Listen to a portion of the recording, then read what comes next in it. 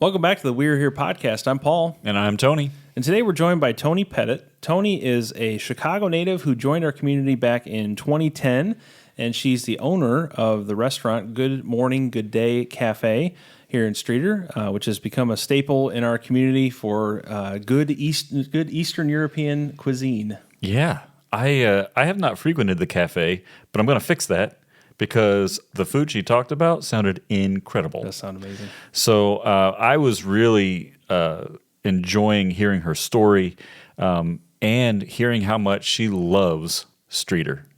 Like she genuinely loves Streator. Absolutely. So I would love for you guys to hear what she has to say, so I'm not going to talk anymore. So this is Toni saying, listen to Toni.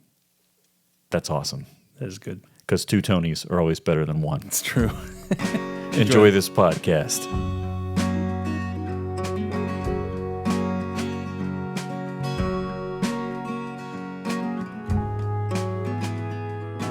Welcome back to the We're Here podcast. We're here today with Toni Pettit, who is the owner of Good Morning, Good Day Cafe in Baldwin House, and you do several other things in the city of Streator that make it great, and so we're happy to have you here with us today. So thanks for joining us. Well, thank you for inviting me. I'm thrilled. I'm excited. It's always a great day when there are two Tonys on the podcast. That's true. That's got to say. True. Yep. Toni with an I, though, right? Yes. So yeah. Yeah. So maybe if I have to clarify, I'll say Toni with a Y and Toni with an I. I would assume you're going to be asking her most of the important questions. Probably. But anyway, Toni, thank you for being here. So you are not originally from Streator. Tell us a little bit about your story. Tell us where you're from. What brought you to Streator originally? So I'm originally from the big city, Chicago. Grew up there. My parents were immigrants from Europe, and that's where they settled, amongst other Slovenians and Croatians. So I grew up there, and then lived in California for a little while. Eventually came back to Chicago because my mother had suffered a severe stroke, so my brother and I moved in to take care of her. And but in the meantime, when I lived in California, I had met some former Streatorites and never heard of Streator. Streeters everywhere. Yeah, well, when you live in Chicago, it's like we think that's all there is, right? You mean there's a world beyond us, right? Yeah. So, but I had not heard of Streator, and then these people in Streator or in California were telling me about it, and then I was invited to come to a high school reunion. So I did, and I thought, wow, this is really a cool town. I like it. It's really a neat place, and so there was a lot of things that I found very charming, and so then I got to refer to where I'm at here. Oh, so my brother and I had moved in to take care of my mother because she was incapacitated. And then sometime it was her house, right? And then I realized that someday she would pass and I would have to have somewhere to live. And Streator was just a natural choice. The affordability of the homes. In the meantime, I had made more friends here and I got to know people. And so here I am. So that's how I ended up here. And it was just the right choice. So when my mom passed away, she died in 2010. And that's when I kind of settled into Streator. I already had my house and got involved in the community. That's the year my family moved into Streator, 2010. Really? Yeah. Wow. Another thing we have in common. There we go. There you go. There it is. And isn't it amazing? We've heard how many times of people being across the country or across the ocean, Yes. and so they've met Streator people. Yes, and, everywhere I go, they have people know what Streator is. It's incredible. wild. Where was I? Colorado. My niece graduated college. She went to Colorado State. So I go there for her graduation, and we go to eat at this restaurant, and this guy is closing. And I said, no. I said, I came all the way from Illinois. He goes, oh, yeah, where? I said, oh, a little town in the country. He goes, yeah, where? He was from LaSalle, and I'm from Streator. Like, go figure. Who would expect it? Odds? But yeah. We were in Colorado going around Bear Lake, just on the top of a mountain, and we looked up and saw somebody we knew. Oh my God. From Streator. Wow. There it is. Okay. That's incredible. Yeah. What a draw we have across the globe. That's amazing. So you moved here in 2010. That was a big year for the city. We talked a little bit about this. That was the year of the tornado. Yep. Yeah. And so you and I kind of personally talked a little bit before about how that was kind of your baptism by fire into the city a little bit. And Yeah, it was funny. It was funny. I had just moved here. The tornado took place, and I thought, well, I got nothing else to do, and ran into the Salvation Army and volunteered to help there, and kind of just took an initiative and went and got food and came back and said, okay, let's do it. And Judy Booz at the Salvation Army was like, well, you can't do that. I just did. She was on the phone. She was busy. They needed somebody to go get the lunch supplies because they were preparing food for all the Right. first responders. Right. So I'm waiting for her. And I said, you know what, I'm just going to go. And here's the thing, right? So I go to Kroger. And I walk in, and they don't know me from Adam. And this is a town where everybody knows everybody, right? So I walk in, and I go over to the deli counter, knowing that that's where they're going to have it. And I said to the girl, hey, I'm here to pick up the meat and cheese and bread for the Salvation Army to make sandwiches. And she's like, okay. And just hands me the stuff. it all to you. And so... It's a very trusting Very people. trusting. Yeah, right. So Judy is in the meantime, I think she called them or something and said, oh, I'm going to come and get it. They said, oh, somebody just came. She's like, what? Because I didn't tell her. I just went. So yeah, that was funny. That was funny. That was my intro, right? And then I saw, and this was memorable to me, but what is now closed, but St. Stephen's was the church at the time, and it was still open then. And I was driving by, and the mayor was there, Jimmy Lansford. And, you know, he had been the president of the hospital, and I think he was involved in the Red Cross. And so I saw him, and I said, hey, boss. I said, where do you need me? And he said, hit the Salvation Army. And that's how I ended up there, yeah. Wow. Yeah. Kind of taking the bull by the horns, right? So, Yeah. somebody has to. Well- yeah, that's how you get things done. But, So, you know, that's common in this community, though. Yeah, I absolutely. mean, Yeah. like, people just do it, right? Yeah. Well, let's talk about what you love about the city, and what was it like moving from Chicago to a small town, from Chicago, from California? I mean, obviously those are very different places Right. than where we live now. But how is it different? What was that like? And what made you fall in love with the city? Talk a little bit about that. So, and I talk about this often at the cafe with people that come in, and you know, when you're in Chicago, you're in a big city, right? But you live in your neighborhood. This is your little square. This is where you live. This is where you shop. It's where you go to church. It's where you go to school. It's where your family lives. It's, you know, people never move far. They stay. You know, that's where you live, right? And you go to the restaurants and you support your little neighborhood community. And then you go downtown for special events, or you go elsewhere for activities. But this is where you live. And it's usually about 2 miles square. So coming to Streator, it's like my neighborhood, you know, because it's about that big, right? Yeah. So it's very similar in a way to living in Chicago, because that's where you live. This is where you do everything. And so for me, Streator is like my neighborhood. It's not, you know, when I first moved here, people would say, oh, I got to go all the way to Kroger. And I'm like, all the way? It's like 2 miles, you know? And We could walk there. right, yeah. Or I would say to a friend, well, how far is it? Well, it's within walking distance. I said, well, okay, what is that? Everything in Streator is within Yeah. walking distance, right? So now I've been here full-time 15 years, and I find myself saying, oh, God, I got to go all the way to Kroger. So You become one of us. right, you become Streetorized, yeah, you've been Streetorized, right. So yeah. it's funny, but that's kind of the thing. And Streetor's very similar, right, to a neighborhood. This is where you live and work and worship and do all your day-to-day stuff. And if you want to go to the show, you still go to Chicago, right? You still go elsewhere. You go to Starved Rock. You go out to do your other stuff that you may not find here. I think that makes sense because we, you know, as human beings, we kind of have this capacity for how many people we can deal with on a daily basis, and you know, how many stressors, you know, all these things. And so these pockets of community really have a upward limit, even if you're in a big city. And I think I have to imagine, because I've never lived in Chicago, but I've lived in like suburbs, but it has to just, you almost have to, it's almost like a survival tactic. Like I can't think of anything outside of just my neighborhood, you know, because Yeah, a you little know, bit. this is where I'm safe. This is where, Yeah, you a know, little everything bit. out there is kind of scary and dangerous. It's not too unlike being in a small town. Yeah. So, Yeah, a little bit it is, right? In fact, I was just in Chicago yesterday because I have a cousin visiting from Europe, and we went downtown, and then you go downtown and you're like, oh, God, this is so great. Like, you know, because when you went somewhere, that's where you went, right? And it's so packed with people, and it's so vibrant, and it's so fast moving and there's stuff and there's always something and there's guys playing, 5-gallon buckets with Buskers, their yeah. drums, and it's just, a whole different. But do you want to do that every day? No, this is kind of nice, Yeah. Absolutely. So yeah. what are some other things you love about Streator? So when I was visited the first time, and then even now since I've been here, to me, and again, coming from Chicago, when you live in a big city, well, I don't know others, but in Chicago, right?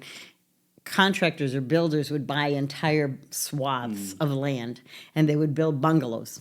And there were mid-century bungalows that all look the same. And then there's the early 1920s, 1910 bungalow, which looks totally different.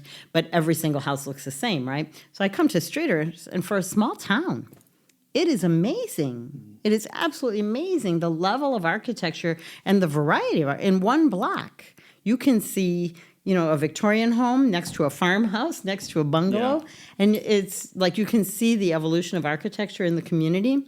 And I thought that was great. Yeah, that is really neat. And I could never find the city park. I couldn't get Bloomington Street and Park Street. Where's the park? It felt like it should be in between the two. So I'd be driving on Bloomington Street going, I know it's right there, but where it's, but the city park, Marilla Park, Spring Lake, Oh, those things are great to have right in your neighborhood. Yeah. You don't have to go anywhere. No. And I have Baldwin House, an Airbnb rental, and families that are multi-generational will stay. And they loved Spring Lake because they could take their toddler there. Their teenager was happy there. Grandma was happy there.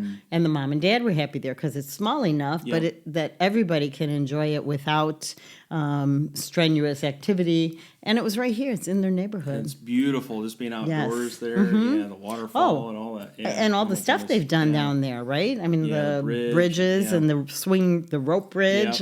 Yeah. And that's just great. And here it is, right in your neighborhood. You don't Right. even have to leave. So those things were very appealing. And then when I first bought my house, I had to get a stove and a refrigerator. And so I went to Shaw Appliance, and I called them up, and I said, hey, I need a stove. I just bought this house.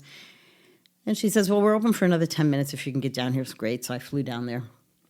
And I said, I'm only here on the weekends, because at that time my mom was still alive. So I said, we're just going to come down on the weekends, and I just need something simple and basic, which I still have. And so... So They don't make them like that anymore, do they? So I picked it out, and she says, okay. She said, well, when are you going to be back? I said, I don't know, maybe a couple of weeks. She says, all right, just call us. I said, well, do you want my name? No. Do you want a deposit? No. You want my driver's license? Anything? No, just give us a call. We'll deliver it. Okay. Where does that happen, right? Very trusting. Yeah. And I just thought, you got to love this town. Yeah. How nice is that? And then Yeah. I did. I came back. I called her up. I said, hey, Kathy, I'm here. And and they swung right over with it. No, nothing. Just, you promised? Okay. We'll trust you. That's fantastic. Wow. So all of that, right, combined, the dynamic between the business community and its customers or, its shoppers, and just the variety of lifestyles and homes and the churches I thought were amazing, so beautiful,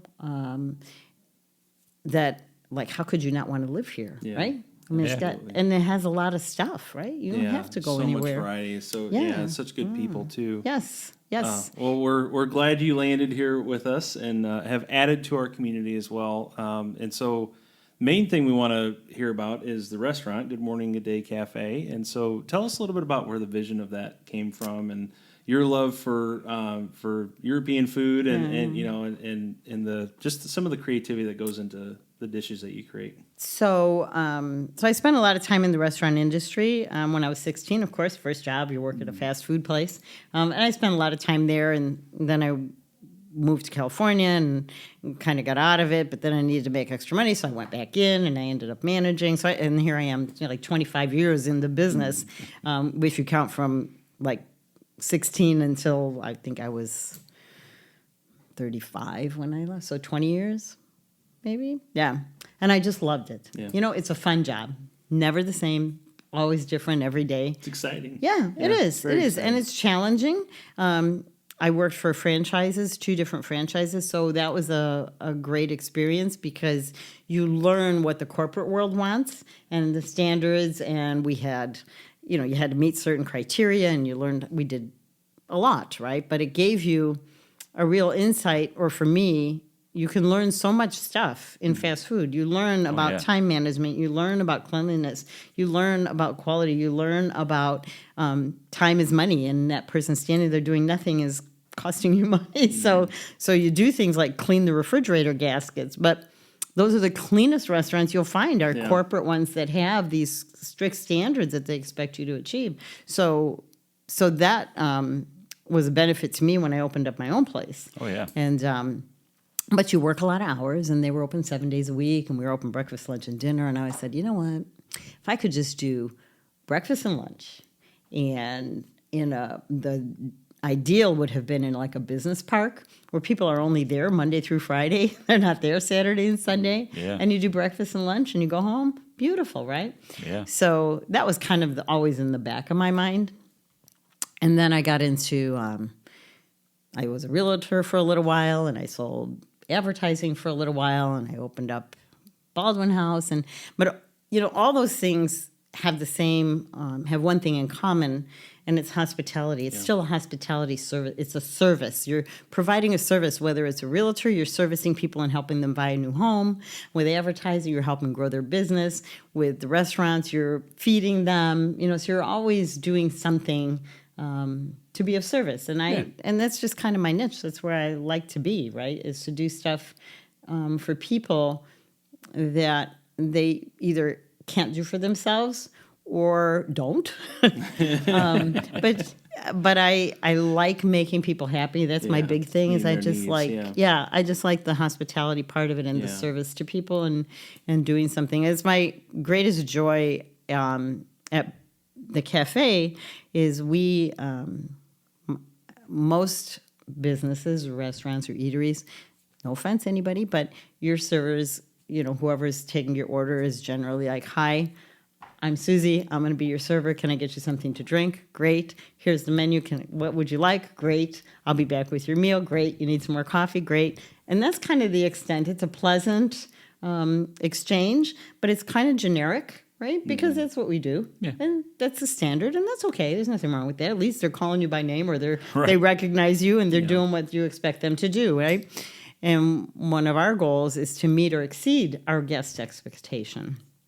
And we don't have customers, we have guests, right? Because, and I tell this to my staff all the time, this is our dining room. We invite them, we encourage them to come here. So when they come here and they eat here, they're not customers, they are our guests. They're our guests in our dining room. And so we want to know where they came from. We want to know how they found us in Streator. We want to know if it's their first time. We have a guest book for them to sign. So they have to go through this whole thing. And when they're new, they have to come in and report to me because I'm cooking. And they'll say, and I'll say, so who is it? I don't know. Was it their first visit? Yeah. And how did they find us? I don't know. Did you tell them about the guest book? Okay. And so after 1 or 2 times, they're on it, right? They know. Oh, yeah. Yeah. And my parents, as I said earlier, were from Europe, what was formerly Yugoslavia. But my mom was from Slovenia, which is a small province. They were provinces. Now they're all independent, but it's just south of Austria. Many people don't know where these tiny little countries are, but you can drive across it in about an hour and a half, and you can drive north to south in maybe 2 hours. So it's really tiny. Talk about a neighborhood. Yeah. But so my mother was from Slovenia, which is just south of Austria, and it borders a little piece of Italy. So Venice is only a 3-hour drive from the capital of Slovenia to Venice. So yeah. And then my dad was from Croatia, which was a little bit further south, and has a beautiful coastline. A lot of people are familiar with Dubrovnik and Split because they have this tremendous coastline. Anyway, they both those were part of Yugoslavia, and now they're independent. So we do a little bit of, out of respect to my parents and my heritage, we do some Croatian food, we do some Slovenian food, kind of the stuff I grew up with. Yeah. It's like Slovenian comfort food. Yeah. So the stuff my mom served me on Saturday morning, that's what you get on Saturday morning at the cafe. That's great. And then, of course, we have to appeal to the, masses. And so we do have quite a bit of American food that people might be a little more familiar with. But it's different. We don't, the goal when I opened the place was to offer things and food items that nobody else in town does. Yeah. So that we're not the same as everyone else. So we sell things that people can't pronounce, things they've never heard of. I don't know that there's anybody else that I'm aware of who sells smoked salmon, cold sandwiches, and we do that. And we sell chicken salad, but it's a little bit different. We put a twist on everything. People wanted bacon, eggs, and potatoes, and I refused to do hash browns or American fries. So somebody said, one of my staff said, let's do croquettes. I don't know what that is. Look it up. Okay, yeah, sounds great. So it's mashed potatoes. We season them, mash them, and bread them, and pan fry them, and they're delicious. Oh, wow. So we kind of do a spin on everything. Yeah. So Nice. Well, and so I've been to the restaurant a couple times, and it is very good food, and it is things that you would like. You almost have to ask, well, what is this? You know, before you order it, just because you don't know. And I will say your staff is very knowledgeable too. Whenever they you ask those questions, they know the menu very well. Oh, and, good. At least that's been my experience. Okay. I think most people would be there would probably say the same thing, and you can tell that it's very much a team effort too, and that you guys communicate well, and kind of listen to the guests as well, and there's just so much care that goes into it, and it really does feel like it's more like eating in someone's home than it is like eating in a restaurant. So it's a lot of fun too. It's like, well, I tried something that I've never had before. I didn't even know this existed before today, and it's very unique. So I'm very fortunate. I have a wonderful staff, and we'll be open 3 years in June. And I still have one girl who works at the cafe who was with me on day one, and she wasn't going to stay. It was too fast paced. We were swamped. Like everybody I knew was coming to eat, and they were coming in the kitchen. People would come in the kitchen and just go, "Hey, Toni, we're here." And we were really busy, and we had never cooked before, right? So the little girl working with me, and we're just kind of learning how to work together. We didn't do any trial runs. We just opened the doors and went with it. Yeah, it was kind of crazy now when I think about it. Yeah, but she had line cooking experience. She was very good. We worked it out real well. And this little girl, Selena, was doing prep work, and she was just crying. I can't do this. So I talked her into staying for a couple more weeks, and now she's still there and doing things that she never even thought she would be doing that she does now. But everybody that comes to work, and it's something I say to everyone, is we will make this successful. Yeah. I am just the name, but I can't do this without you. So we, when I say we, I mean us. Mm-hmm. There's no other we. I'm just by myself. Right. So we will make this successful, and what you do will impact and share that goal of meeting and exceeding guest expectations. Yeah. And those words are things they hear all the time, just constant. And they do. They strive. So I'm very lucky. Everybody that's come on board has accepted the challenge and rise to the occasion. So I'm very fortunate. I have a great staff. Well, and I've been in a kitchen with you a couple times here at the church, and then there was a fundraising event that I was kind of in and out and helping people with that as well. And it's a joy to watch. It really is a joy to watch. Kind of that professionalism in the kitchen. Oh. Hopefully I'm not putting you on the spot, but there's a couple sayings that you have too. Like I remember they were just talking about when people are standing around and work's not getting done or something like that. I think there was a saying that maybe somebody from Europe or a European saying or Slovenian saying or something like that. And I could tell that there's things that you say, and you repeat, but they have meaning to them, and they motivate people. And so so hopefully I'm not putting your spot. No. Do you know what I'm talking about? Yeah, it must be. I think it's a Vogue thing. Yeah. So, yeah. The other one I say all the time too is no talking, no laughing, no talking, no smiling. This is work.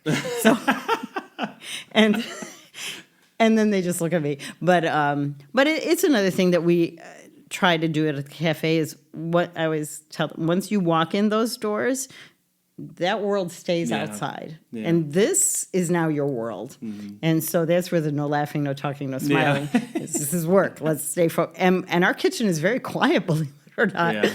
But the one that they is it's d'évoque le J de la capostille. And what that means. Exactly. Yeah, that was it. Oh, you know what I'm talking about. Said it. Yeah, that was it. So what that translates to, and my mom used to say to us all the time, because you leave stuff wherever, like, if I got up and I didn't push my chair in, or I got up and I left the papers behind, it's, where a wolf lays, he leaves his fur, right? Yeah. He leaves his hair. And so with the staff, it's all the time, don't be a voke, no vokes, no vokes allowed. So. I remember you said that in the kitchen. It was a Salvation Army, so the volunteer dinner. Yeah. I think it was last year or 2 years ago, and I think you said something about not being a voke. I'm like, what is that talking about? And then you explained it, and they're like, that's fantastic. I need to borrow that. That's great. And it's kind of the clean as you go thing. Yeah, sure. Don't leave your stuff laying around is another. Yeah. I worked at Burger King many years ago, and people would always say, time to lean, time to clean. Mm-hmm. Yep. Okay. Yeah. I like, we're not paying you to hold up the wall. My son just started a job at the movie theater in town. Oh, great. And he was telling me all the things that he's doing there, concessions and checking the theaters and sweeping up and all that stuff. And I said, okay, you need to understand that you're in guest services. Mm-hmm. So when you're there, you need to smile. Mm-hmm. You need to look people in the eye when they're asking for something. When you go look at the pop counter or the popcorn, just make sure it's clean. Yeah. Yeah. Nothing is worse than when you walk in somewhere and it's just not clean. Right. So I'm hoping my words are getting into his brain. You know what you can tell him? It's all about the presentation. Yeah. That's my other statement that everybody knows. Those are two things we say all the time. Meet and exceed the expectations, and it's all about the presentation. And presentation is like everything, right? Yeah. It's how you present yourself. It's whether it's clean. It's whether the food looks beautiful or crummy. It's whether the glass is half full or, they need more. It's the presentation is whether every single, I have little bud vases. Well, they're not bud vases, but they're take the place of bud vases with carnations in them. And when the table's in a row, there's 4 in a row, those vases have to look like one. You have to get down and look at the first one, and the other 3 better be in a straight line. Yeah. So it looks like one. It's the presentation, and that's presentation of everything, Stuff people don't notice, but they notice. Yeah. Mm-hmm. Yeah. Mm-hmm. Well, it's just it's a feeling that you have. You intuit it. I think that this place is cared for. It's loved. I hope so. And I think going back to the restaurant, to the cafe, even the decor is kind of from that European decor, and it kind of takes you to another place, and it makes you, like I said, I know I've said this again, but I'll say it again. It makes you feel like you're not at a restaurant, you're in someone's home, and that's really what it feels like. And people do feel that. They do experience that on a level that maybe we can't put words to, but we eat with our eyes, we eat with our we eat with our ears, we eat with every bit of hospitality and bringing comfort and joy to people. We sense that with all of our senses, not just what we're tasting. So I think those things matter. They really do. When we first opened, I was surprised at how many people would say, I don't feel like I'm in Streator anymore. They walk in because it's, I don't know if you've been there, but we have everything in the front of the building is all basically about Slovenia and Croatia. Mm. My great uncle sponsored my parents to enter the country because you had to have someone who would take responsibility for you. Oh. And he came to the country, I don't know, like 1890 or 1900 or something. In 1920, he bought an accordion from the Sears Roebuck catalog for like $25. It's in the cafe. It's 100 years old now. Wow. But before he died, he gave it to my dad because my dad played accordion, and then my dad gave it to my brother because of course he took accordion lessons, and then he moved into assisted living, and before he moved, he said, who wants this accordion? Well, my nephew had lived in Germany for years because my brother-in-law was in the military.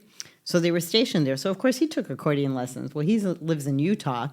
And he said, if it's okay with all my aunts and uncles, I'd like the accordion. So we said, okay, you can have it since you play.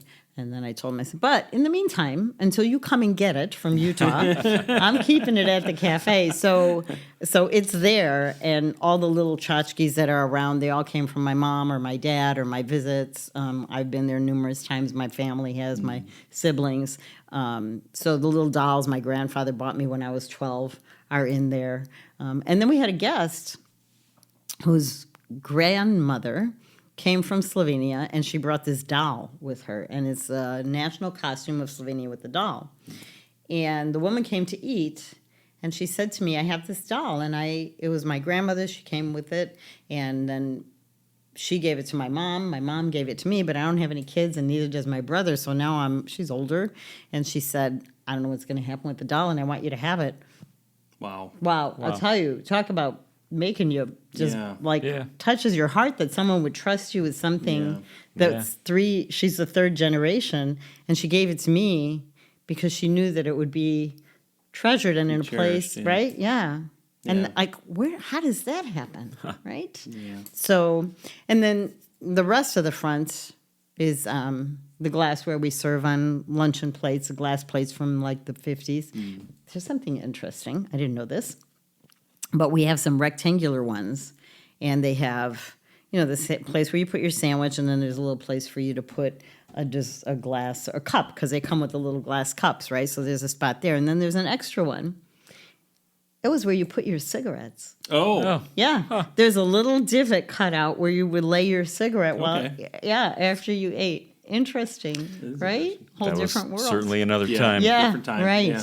Yep. So those are the glass where all the drinking glasses come from Thatcher's. So that's a little bit of a tribute to Streator, having the glassware. We have brick entryway. That's for Streator. I got a brick from Streator Paving that someone gave me that's in the building. So it's kind of pays homage a little bit to both, but primarily Europe. Or Slovenia and Croatia. It's so neat. Yeah, it's such a good, like, it does kind of transfer you to another place, but it's right here in our town. So but I didn't know that would happen. Yeah. That was like a bonus. And I thought, wow, I never thought of that, right? And Gaetano's opened, and I went to eat at Gaetano's, and I went, I get it. Yeah. I'm sitting in Gaetano's, and I'm like, wow, am I in Streator, right? It's like you're transported to a whole different place. Yeah. Just through the decor and the feel of it and the ambiance and all that, and now I understand why people say that. Yeah. Right? It's such a treasure to have these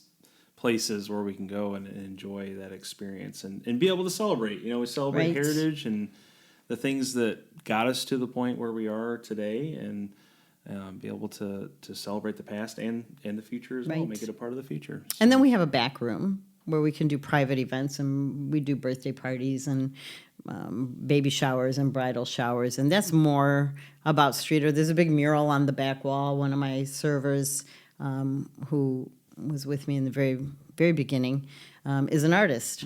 And so I had a picture of a coal mine that I had gotten from Streator National Bank, Bill Phelan, right, with the 122 Club, another fabulous place, right? Yeah. So they had prints, and I got one of the prints, and she looked at that print, and in like 10 hours, drew it on the wall, painted it, and like I think in 3 days she was done. And that was just working a few hours here and there. So it's really cool. It's massive. Yeah. It's beautiful. She did a wonderful job. And then we have another photo of the American Legion gathering of all the soldiers from 1919 after World War I. They were on Main Street, and there's just hundreds and hundreds, and it's the original photo, original frame that one of my guests at Baldwin House gave me to put in the cafe. So I've got very fortunate, beautiful, wonderful people who just give me stuff, and I'm just Well, like, and wow. you're making those connections, and I think that's probably part of why. I mean, like you said, people know that you care, and so they want to be partners with that as well. I just say thank you. Yeah. Because it's a bonus. It's something I didn't anticipate getting. But for me, I'll cook the food, and then when we slow down, then I have to come out and I want to talk to everybody. Yeah. I want to know, what do you think? How do you like it? Why did you come here? I understand it's your first visit. How'd you find us? Are you happy? Because I like people. I just like people. So yeah.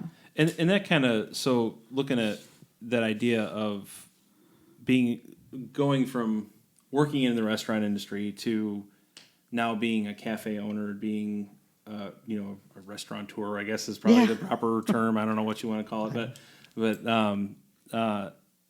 what made you dive into that in a small town? Was it like that would only work here? You'd mentioned before it was kind of something that you kind of imagined in an industrial park, but did you see that as a vision for here in Streator, or what's even challenging about that in a small town? When I first moved here, I didn't know that I was going to do it. Yeah.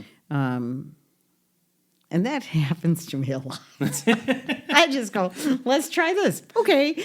And we do it, right? So when I first came to Streator, I came because it was affordable and because I really liked the town and I had good experiences and I had made friends and I just was really, I just really liked it. And my mom used to come down and I think she had that same feeling of being in her neighborhood. We'd go to light up Streator in the city park. I still can't go to that without losing it because I'd push her on her wheelchair, and she just thought that was the greatest thing. Yeah. And so a lot of after I bought my home was just kind of being part of the community and taking advantage of the things that happened. Once she passed away and I moved here permanently, I was with Canale Real Estate, selling real estate, and I wasn't really sure about the restaurant thing. It was kind of a long ago dream, and then the downtown buildings were so affordable. I don't know if they are now, but I thought, you know what? I think I'm going to make that happen. Yeah. And I'm here, and I have a house, and I'm staying. Yeah. I'm not going anywhere. So it's kind of the opportunity presented itself in the downtown area. Right. And you saw it and, and so I seized the opportunity. Right. So I looked for buildings for a while, and I knew that, it's risky opening a restaurant. It's a tough business, and the success ratio is pretty low. Failures far exceed. And so I wanted a place that had an apartment so I could have year-round income, at least to help pay the utilities, and found one and decided to go with it. But I bought the building in 2012, did some work upstairs to get the apartment suitable so that it had 2 exits, and then started working on the downstairs. And I had this wonderful gentleman who was working with me. He was amazing, an amazing talent, young guy who just was so skilled at so many things. But he also had his own struggles, and he suffered some, mental health issues. And so then, he went like gangbusters for about 18 months. He did a ton of work. But then had his issues, kind of took him out of the picture. Setbacks, And so then I came to a screeching halt. I'm like, okay, great. Now what do I do? And I can't stand still, right? So I'm like, what do I do now? Okay, well, let's buy a house and do an Airbnb. Why not? And what's the worst that can happen? It doesn't work? Well, I'll sell it, or I'll rent it year-round. So then I focused on that. So in the meantime, Main Street is sitting, right? And so we got Baldwin House going in 2014, and it was slow going, and it took a good 3 or 4 years, maybe more, 5 years for people to really get it. And I was on Facebook and be like, well, I'm coming to Streator. Where should I stay? Oh, go here, go there. The hotels are, which was part of the reason why I did the house, was because the hotels were not the greatest, right? And so, so I'd be on Facebook. I own Baldwin House. It's try and call. It's an alternative to hotel lodging and blah, blah, blah. So all the time I would be responding. And then finally the day came when people had stayed at the house for a while, and I would see, go to Baldwin House, go to Baldwin House. So now I could spread. I was like, I don't have to do this anymore. This is great. And so, and again, it was something that was good for the community, right? People loved it. It's right across the street from City Park. It was furnished. It was like going to Andy Griffith's. It was like you expected Aunt B and Opie to come around the corner anytime because it's decorated like traditional mid-century. Yeah. So yeah, like you thought, here they're going to come any minute. So it was fun, right? And I meet all the guests there too. A lot of times you have a lockbox. Yeah. But I was like, nah, I don't want to do that. So I want to see who's staying Yeah, there. I it's want to meet about- them. I want to know why they're interaction and right. the connection. And I still meet every single guest, which gets a little hairy now between the cafe and the. But anyway, so in the meantime, the cafe is sitting and waiting. Then COVID hit, right? So good thing I was not open Yeah. because I probably would not have survived. It would have been my first or second year of business. I had an electrical fire. So it was like all these things kept postponing it. In the meantime, everybody who knows me is going, when are you going to open that cafe? When are you going to open that cafe? So I finally, and I just said, you know what? When the good Lord says it's time, it'll be time. Yeah. I'm doing everything I can. But in the meantime, I'm collecting all this stuff, right? But the library that's in there, I didn't even know if it was going to fit. I have this big library bookcase. When we bought it, this guy, Rick, that was working with me, we went up to Aurora to Habitat for Humanity Restore, and we came back here with this U-Haul full of stuff. The ceiling fans, all recycle, repurpose, reuse is a theme that we have going on there. The only thing that's new in the cafe is the drywall and the paint. Everything else is either repurposed, reused, or recycled, right? So I had this huge bookcase, and we didn't even know if it was going to fit. And the doors came from Craigslist, and the back doors came from Habitat, and the tabletops are covered with the glass tabletops, and those used to be the front windows before Oh, wow. I redid the front. We did a facade grant and changed the front, so JD from JD's Mirror and Glass had taken the windows out, and he said, what do you want to do with these? I said, well, I was going to put tabletops. I said, can you cut them for me? Sure. So he cut them and beveled them, and that's what's on the tables. Oh, wow. Yeah, those were my old windows. And Wow. then, History right there. yeah. So there's a little bit of Streator, and Yeah. then some of the tables we have a brick wall, and those tables came from the VFW when they had their auction. So I went and bought those. It feels like, and I apologize, I've never been in your establishment, but it feels like as you're describing it, it sounds like Streator itself. It has all these different elements that make it unique. Yeah. Come together and make Yeah, I guess we make are. it what it is. It feels like it's its own thing, but it's also truly Streator. Yeah, I guess it is. Yeah. I guess it is. That's a cool observation. Yeah. So we have a lot of, and then when COVID hit, there were many restaurants who were closing. So my brother and I went up to Chicago, and there was a Jimmy John's that was closing, and he had a trailer. We came back, that was loaded. All the chairs at the high top tables, those all came from Jimmy John's racks. I mean, Wow. tons of stuff. And I just kept buying this stuff, right?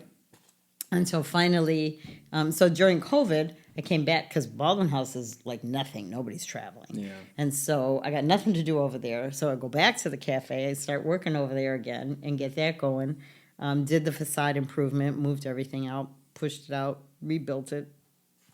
And then start putting all the pieces together. And sometimes people come in and they go, you had such a vision. I go, nope, no vision. I just saw something and said, I think I like this. Yeah. I'm going to try it. And and somehow it just all came together. And I have very little excess of all the stuff that I collected for 10 years. It took me 10 years to finish the project. Wow. But in the end, it was right because if I had had the fire while I was open, I would have had to close, right? And that would have killed me. If I had been open when COVID hit, which was 2 years later, that would have never happened. Yeah. So there was always, when I was saying the good Lord says it's time, it was no joke because he knew, right? This stuff is going to happen, lady. Yeah. So you just sit tight. Yeah. I'll let you know when it's Yeah. time. And then it just worked out that way.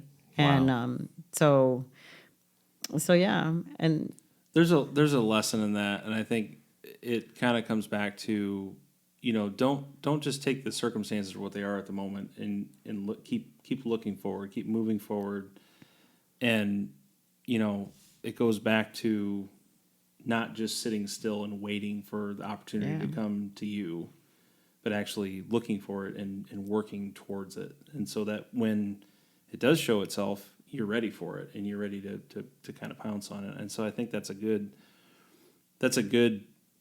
mentality for us to have, even as a community as well, for individuals, but also as a community, that, okay, things may not be the way that we want them to be right now, but what could they be? How could they be better tomorrow? Right.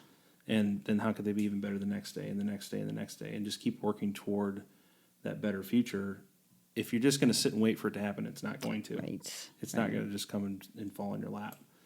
The opportunities will come, but you got to be ready for them as well. So let's talk more about the downtown area a little bit, and how it's kind of changed and grown. And I know there's still, like we kind of said, there's still much work to be done and ways for it to grow. But how have you seen it adapt and grow in recent years, and kind of grow up even in the last few years since COVID? Yeah, I think I got to give a big hand to the people who opened pre-COVID and struggled through it and stayed through it, right? Because that was a scary time for everybody.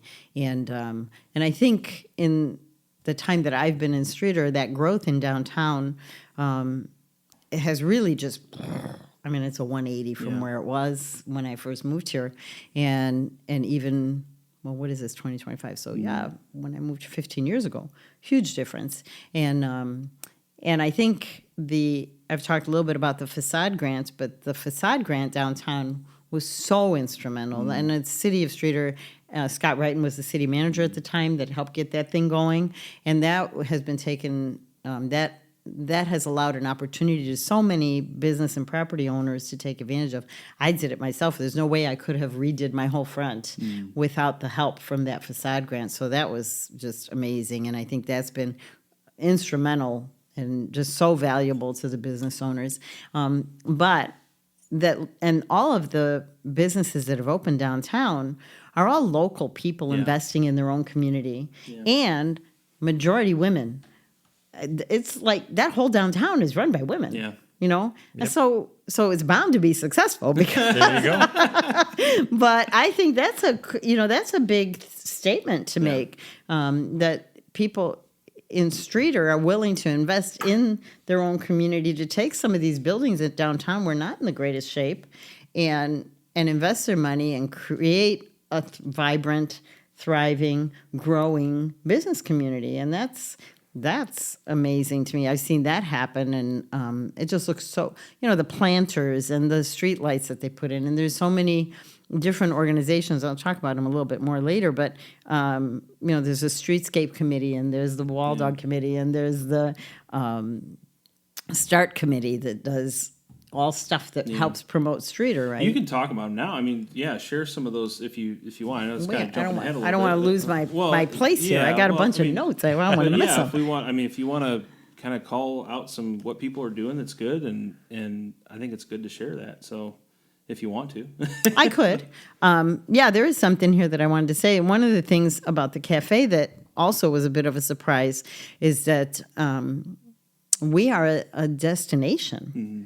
And I didn't know that was going to happen. First, I didn't know we were going to transport people. Secondly, I didn't know that people would come to us from distances just because of what we're doing and what we're serving. And that surprised me, because we have a ton of people that come from LaSalle, Peru, Princeton, Oglesby, Utica, Ottawa, lots of Ottawa people. We get people from Peoria and Bloomington.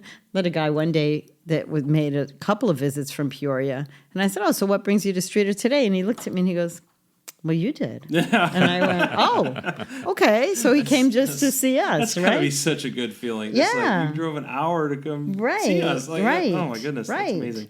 And I had a guy recently, he came for breakfast because he was in town for something, also from Peoria. Went and did whatever he had to do that he came to town for. Came back for lunch. The next, he says, I'm bringing my wife next weekend. I'm like, yeah. Sure enough, next weekend, there he is with his wife. Came for breakfast. They left. They came back for lunch. Wow. Says, I'm coming back, and we're bringing our parents. Okay, we'll see you.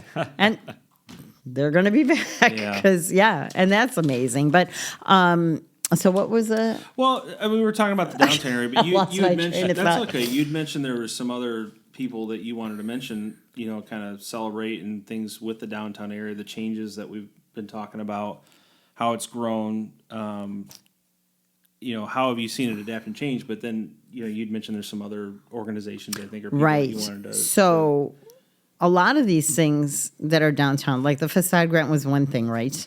And then for a little while there was a revolving fund, but that's not an option anymore. But the streetscape, so the light posts, the planters that are downtown, the what was the other thing? There's something else. Hold on a minute.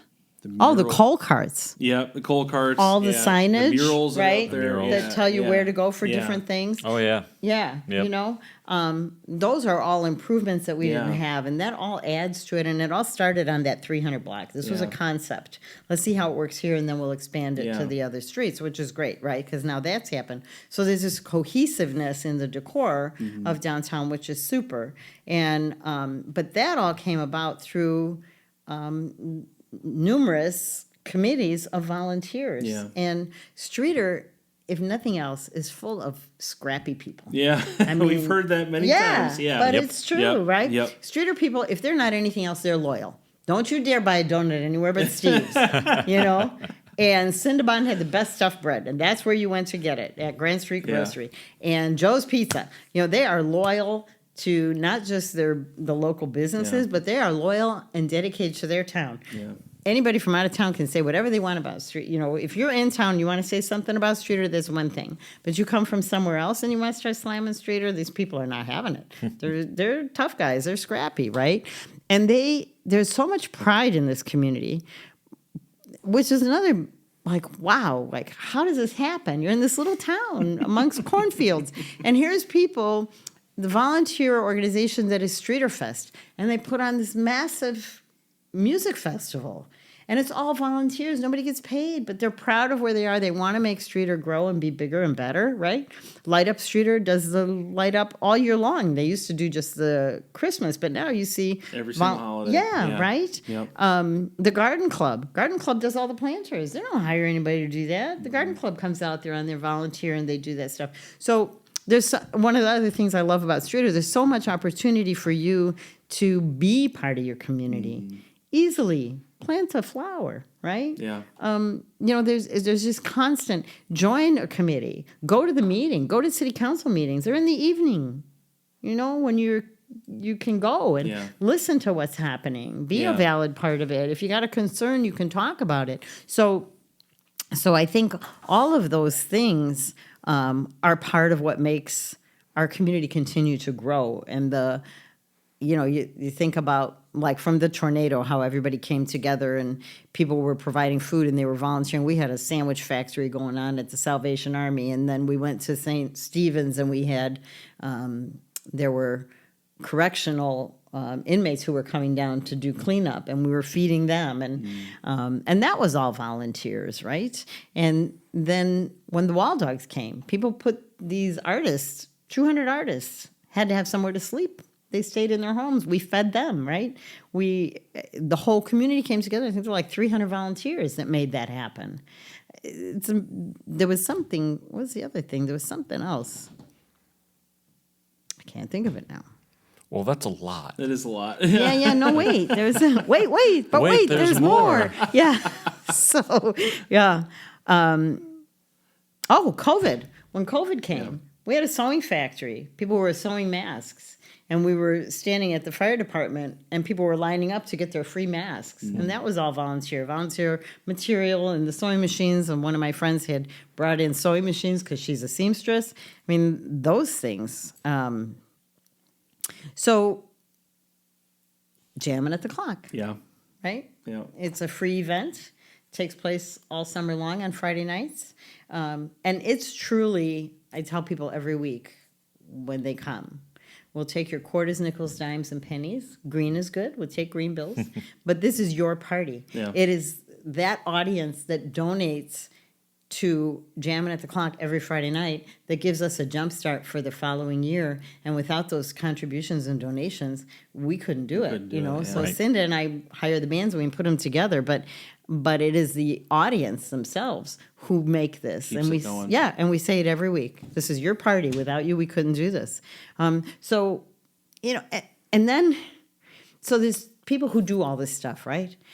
And there's so many simple things you could do. If you're walking down the street and you see garbage, just pick it up and throw it in the trash can, right?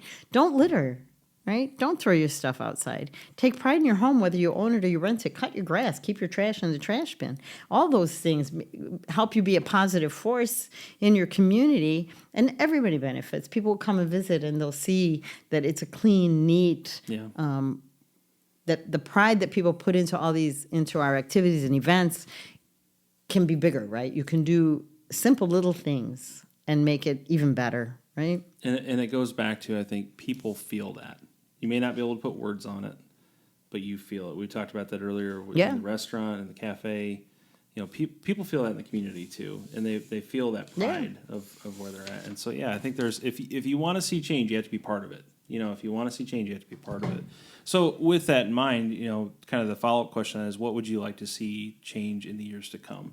So, looking forward in the downtown area, we've seen it kind of grow and adapt in recent years. How would you like to see it continue to change and grow? You know, I think there's, well, the block I'm on, the 400 block, Yeah. is the south side of the street looks pretty good. There's been a lot of investment on that side by business owners. Many took advantage of the facade grant that I talked about earlier. The north side of the street, not so great. A little bit disappointing because it is the first full block of commercial real estate that, you know, that as you enter Streator, and you have only two ways to get in, right? You're either on 23 or you're on 18, and if you're coming eastbound on 18, There's only one or way to go. westbound, I'm Yeah. sorry, there's, that's the first full block that you see, and unfortunately, the view on the north side of Maine is not really pretty. And so we still have some blighted buildings downtown, not like we used to, right? So way, way better. But that 400 block is really in bad need of improvement. I'm not alone. There's other business owners who would like to see something happen so that would match the rest of downtown. So there's definitely work there. As far as I know, the facade grant is still available. There's one individual who owns those vacant buildings, and somehow we need to just encourage this guy or somehow get him to, or sell them. If you don't want to do anything, get rid of them, right? And the other thing I'd like to see is that, and I think it's a missed opportunity maybe, but there are a lot of dots, right, in Streator. So we have dining, we have entertainment, in not just the movie theater that you mentioned, but we have Engle Lane Theater. Yeah. We have the 122 Club. Bill does all kinds of stuff there that is entertaining and different for the people to get involved in. We have numerous Airbnbs now. Used to be just Baldwin House for the longest time. Now there's like 5 others. So we have an opportunity to be the Airbnb capital of the Yeah. world, right? There's alternative lodging. We have shopping downtown. We have special events that happen, like we talk about Jammin' or Streator Fest. But packaging these as a package to visitors or tourists, what I think would be a great benefit to the community. So I had the good fortune to have someone eating at the cafe who was from, I think it was Bloomington, and they wanted a getaway that wasn't far away. So they looked up Streator, and that's how they found the cafe, right? So they found the cafe, they found Gaetano's, they found Engle Lane, they found Weber House, and there was somewhere else they went. So they came, they stayed at Baldwin House. So I met them at Baldwin House. They told me why they were here. They were having this getaway. They went to Gaetano's for dinner. After dinner, they went to Engle Lane Theater and saw the play. They went home and went back to Baldwin House, went to sleep, got up in the morning, had breakfast at the cafe, went to Weber House and Garden, came back to Main Street, walked to the shops, and then went home. But all those little dots, they connected them, Yeah. right? So it would be wonderful if we could connect all those dots. I love that imagery. Yeah. And package ourselves as a town, right? And like bus tours, right? They go to a city and they say we're going to have dinner here, and then we're going to go to this like that Fireside Inn that does plays, and I forget where it is, but north somewhere, right? Yeah. So you take the bus, you go there, you have dinner, you go see the play, and then they bring you home. But it's a package deal, right? Cruises offer package deals, so why can't we do a package deal for There you Streator? go. I like that. and promote it, whether it be through social media or print advertising or billboards or whatever. But I think it would be so great. Here's package A, package B, package C, right? Stay Weber House is a Airbnb. Yeah. Stay at the Weber House, take the tour, go to wherever for breakfast, get and all these little businesses, everybody who's involved, who's part of the package, contributes so that when the price, you determine a cost for this package, right? And then everybody gets their cut, whatever it is, or whatever you're willing. So, like, why don't we do that? I love that. So yeah, if there's a travel agent out there listening, And there's the idea. Yeah, and it wouldn't always have to be the same one, right? Yeah. You could do different package A, B, and C. You could do a 1-day package, a 2-day package, right? You could have a package for adults. You could have a package for Yes. families. Kids, yeah. Yeah. Yeah. You include Spring Lake in it for Yeah. during the summertime for Yeah. hiking. Absolutely. Yeah. Or and so like I just think that's such a great opportunity for us. It's a great such a idea. great opportunity for Streator. And we being not on the highway and not having, and it's very challenging not having the adjacent communities. Grand Ridge practically is a border to Ottawa, right? Yeah. Norway, or what's north of it? Wedron? Yeah. Right? Yeah. It's a border. So they have additional that are reasonably sized communities, right? And Streator, here we are, surrounded by our little cornfields, and we don't have that. It's 8 miles to Grand Ridge, right? And it's 11 miles to Winona. So we're not surrounded like that with additional people, and we're not near the interstate like they are. So we need to find ways to encourage people to make that trip, come to here, travel. yeah. And that might be a way to do it. At least I think it is. But You mentioned that challenge of not being. What other challenges of not being close to the interstates? What are some of the other challenges that you see in the future for small business owners? And then what advice would you give to small business owners or anybody that wants to get started? yeah, to me, I think, as far as I'm concerned, I think that is the biggest challenge is that any business owner faces is bringing them here. How do we bring them here? How do we get people to come to Streator? Whatever you're going to offer, it has to be spectacular. It has to be something that nobody else has. You can't, we don't need another pizza place. We don't need another hot dog stand. We need something that would make Streator, make you want to come here. Again, connecting the dots, between the parks, bike trails. I mean, there's so many things that a business owner and I didn't do this. I didn't know that people were going to come to the cafe. If I had known, I might not have waited 10 years. But that's like, I know now that people come because the food is different. They come for the decor. They come because I've had, thank God, good reviews. So they come, and because it's different. And if I'd known that, I might have done it a little sooner. But whatever you do, it's got to be something that nobody else does, I think, that's going to bring them here. Which is a picture of our downtown. Yeah. Like all those businesses, like there are several different clothing stores, but they all have their own niche. Yeah. Something unique. Yeah, it's Yes. not. Yeah. It's not. I'm going to say Sears, even though there aren't a lot of Sears, but it's not the same thing. No, in you're every absolutely shop. right. Like Wildflower Boutique or Yeah, Wild Hearts. Wild Heart Boutique. I love that place, man. They have the coolest stuff, right? And then you go to Bromley and Brown, and they're totally different, and More of Me is totally different. So yes, you're absolutely right, which is great because now you've got some variety, and people will Yeah. come in droves or in pairs to go for the variety that's available. Yeah. Yeah. But it's tough. And the other thing I would encourage new business owners is get involved with the Small Business Administration. So, and then go to the tourism board and see what their plan is. Are you in sync with them? You know, the city has a vision. They have a place they want to go. Tourism has a place they want to go. The START committee has a place. Those are other dots that kind of like, how connected are those dots? But as a entrepreneur, I think it's good to know where are they going? What is their focus? You know, the facade grant was to create an image of mid-century or earlier facades and fronts, right? So know that when you're buying a building that this is kind of where the city wants to go, so that you're all on the same page.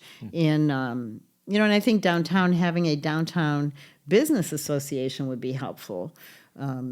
Ottawa has one, Morris has one, many of these other communities, and they have thriving downtowns, but they're connected through this association. I'm not sure whether there's dues that are involved or not, but they're connected, right? They too have a common goal and a common vision, and I think that's something that we need a little bit more of in Streator. And then that group, if we can get a downtown business association, is then one person from that committee should be a member of all the other committees that are developing growth. So there should be a subcommittee, right? Yeah. You have the garden club and tourism and START and Wall Dogs and the streetscape committee, and one person from all of those and one from downtown should all be together, so this one so there's representation from all of them, and then everybody works together. And that is that community, common unity, right? Sharing of vision, sharing of goals, that is so important. And we may not all agree what it should look like, and that's okay. Right. But where can we agree? Where can we come together? Where can we find, again, that future moving forward, together? So, and that's what makes a community. That's what makes a town thrive, I think. So just kind of, we've been going for quite a while. So just to kind of wrap some things up, I know there's so much more we wanted to talk about. Yes, I could keep going. Toni, we'd love to have you back another time. We even talk some more about these visions and more about Baldwin House and things like that. But so just kind of thinking about where can people find you? Tell us a little bit more. We have to bring up Fritz. Right? Oh, yeah. So if you want to find Toni, just look for Fritz. So you want to tell us who Fritz is? Yeah, really so being on the 400 block and probably one of the least traveled blocks for businesses, we decided we had to do something to generate some interest and have people aware of that we even exist there, because we're only 3 years in. So one of my staff members was kind enough to invest in a floppy guy. You know those? Yeah. They're on the blowers and they flop their arms around. So we got him, and then my little girl that cooks with me in the kitchen said, we should name him something so that he's representative of the European stuff that we do here. So we came up with Fritz. So we have Fritz the floppy guy. So as you're driving down, I cannot wait to tell my kids that his name is Fritz, because we were saying, Toni, before we've driven by him, every time my kids are like, "Oh, look, it's one of those floppy guys." And I think Fritz is a perfect embodiment of Streator. You can knock him down, but he's going to get back up every single time. Yeah. So look for Fritz. Fritz the floppy guy. We had the Easter Bunny taking pictures with Fritz. Yeah. Actually, he was pretending to be Fritz. This thing. So, fantastic. Yeah. What's the address? So tell people the address. 417 East Main Street. Yep. And online. We are on Facebook, Facebook and we do have a website, right? It's Good Morning, Good Day Cafe for both. So yeah, you can visit us there. We always have neat stuff happening. We're doing, and one of the benefits of having your own restaurant, not being a franchise, you can do whatever you want. Yeah. So we're doing some changes for the summer. We're going to be serving cold summer soups, nice, which will be cool. One is a strawberry chilled soup. The other is a cucumber. We're adding cake of the month. Made a killer cake. Yeah, oh my God. I like those words. Cake of the month. Yes. That sounds great. You got to come for May. We have it's a, what's it called? Black velvet cake. So it's made with Dutch black cocoa. And then it's 3 layers. and it's frosted with Dutch black cocoa and Ghirardelli's chocolate, bittersweet chocolates. It's a killer cake. It is so good. It is All right. so good. We got to wrap this up because I'm hungry. Yeah. So we're changing stuff all the time. We got daily specials, and we have our standards that people seem to love the most. And so, come and see us. Jamming at the Clock's coming up too. Jamming at the Clock starts in June. Okay. June 6th, I think, is our first show. And we'll go from June, July, and August, every Friday night from 6 to 8. But July 11th, this year is 10 years of Jamming at the Clock. We've been at this. And we started out with like 40 people, maybe on a good Friday, on a good weekend, and there isn't a Friday that goes by that we don't have 200 or better. Awesome. Yeah. And some bands will bring, like I think we had as much as 400 last year on a big band that people love. Yeah. So July 11th, in celebration of our 10-year anniversary, we have hired an ABBA tribute band. And so we will be in the city park on the pavilion for them. Only 1 week that will be in the city park. Other than that, we'll be back at Heritage Park, which people love because it's a nice, intimate venue. Yeah. And we've picked out the best of the best of our last 10 years to make this a super. Nice. So, that starts. Yep. Very good. And then where can they find Baldwin House? Baldwin House is also on Facebook, as is Jammin' at the Clock. We don't have websites for them, but we are on Facebook. And then for Jammin', we print out little rack cards with all the bands that are playing, so we'll have those soon at the cafe. You can come in and pick them up there. And I'm there if you want to talk about Baldwin House too. So very good. Well, go check out Good Morning, Good Day Cafe. Come see Toni, and she'd love to meet you there, and bring the joy of a good meal and a good home-like environment to enjoy it in as well. So, Toni, thank you so much for being here with us. There's so much more. We'd love to have you back sometime. We'll have you back. We'd love to that have was you great. back. Thank you for inviting me. Yeah, thank you. And we'll see you next time on the We're Here podcast.